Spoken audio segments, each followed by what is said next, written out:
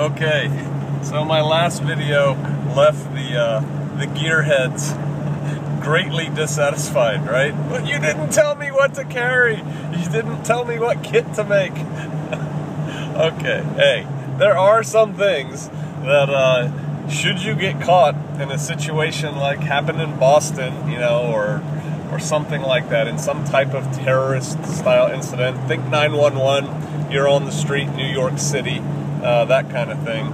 There are some things that you could have with you that would help. What are those things? Number one, a cell phone, right? The kind that has a camera like this one.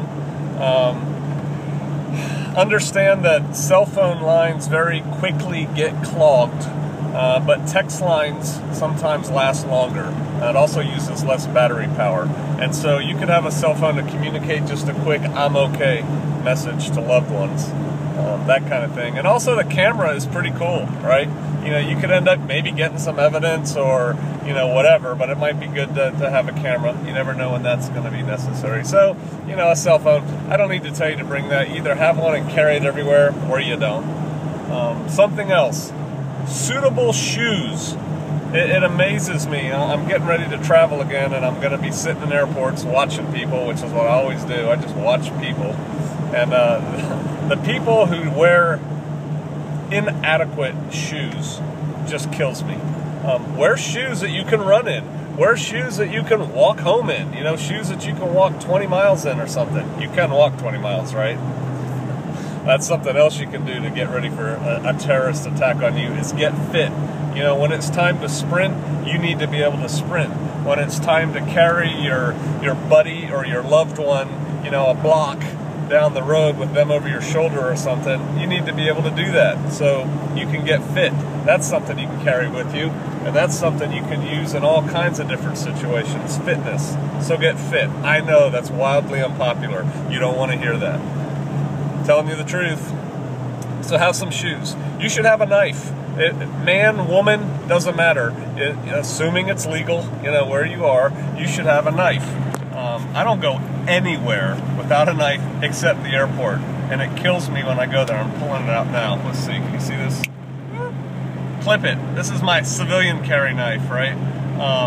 But you know what? When you have to cut something, it's really nice to have a knife. You got to cut a strap, you want to cut off a sleeve off somebody's shirt to make a tourniquet or something like that. Hey, a knife is a tool, not a weapon. I'm not saying you need a knife so you can fight the terrorist, all right? But man, it's a good tool to have. You may have to cut your way into or out of something, or, like I said, fabricate something. So you should have a knife.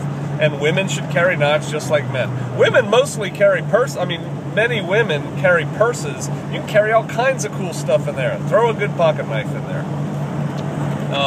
Shoes, pocket knife, a bandana. Some type of, you know, scarf or a triangular bandage or a big handkerchief, something like that. Again, myriad of uses. Cover your face, hide from those cameras. Make it a dust mask. Use it for first aid on somebody, that kind of thing. Tie something up, tie a bundle together, you know, whatever. A bandana is a really good thing to have. You know, I told you fitness, and I know you didn't want to hear that. Something else, if you have not had a basic to intermediate first aid course, you really need one. Because the time to learn what to do with a spurting arterial bleed is not when you're faced with it. Evidently, there were some people in Boston that did some pretty good work for the victims. And, you know, my kudos go out to them. A lot of them were probably medical people who were at the finish line anyway to deal with exhausted runners. But hey, they had skills. Do you have skills? You know, your local Red Cross will train you cheap or free, one of the two. I'm not sure. It doesn't cost much if it does cost anything. Boy Scouts, Girl Scouts, first aid badges, things like that. Get some first aid training. That'll help you in some kind of serious incident. Have some cash. You know, a lot of times if the grid goes down or something, money, you know, they're not going to take your credit card. But having cash, that'll work. And it should be in, you know, a form that you can use. 5s, 10s, 20s as opposed to a $100 bill, something like that. A credit card is helpful too. You know, a lot of emergencies can be handled with a credit card. Go rent a car and leave, go stay in a hotel. Bam, problem solved. Eat at a restaurant. You know, worry about paying it off later. Dave Ramsey would hate me for that. But hey, I'm serious. You know, it could solve your problem. And so that kind of thing. Wear suitable clothing, you know, outer clothing.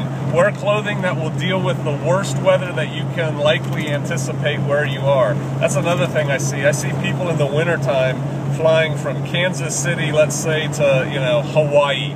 And so they have somebody drop them off right at the door, and they're wearing shorts and a t-shirt and flip-flops. And they get dropped off and they're flying to Hawaii. Okay, what happens if their plane breaks down in Chicago or Denver or something like that? Or, you know, it's just not smart. My kids, when they would go to school or they would travel, I would always tell them, and then I would inspect them when they were younger until they learned how to do it without being inspected. Have adequate clothing in the car. If you're not wearing it, at least have it. A really good thing to have for cars, and I'm digressing here, but hey, is one of those like Carhartt zip-up coveralls, insulated for winter. You can just throw that in your car. You can put it on if you have to work on the car. You can put it on if you get cold, you know, whatever. But when you're walking around in town, have adequate clothing. You know, they're going to do something about backpacks, right? I know they're going to start searching them, and I would not be surprised to see them try to ban them or restrict them or something, you know, you from wearing it, basically.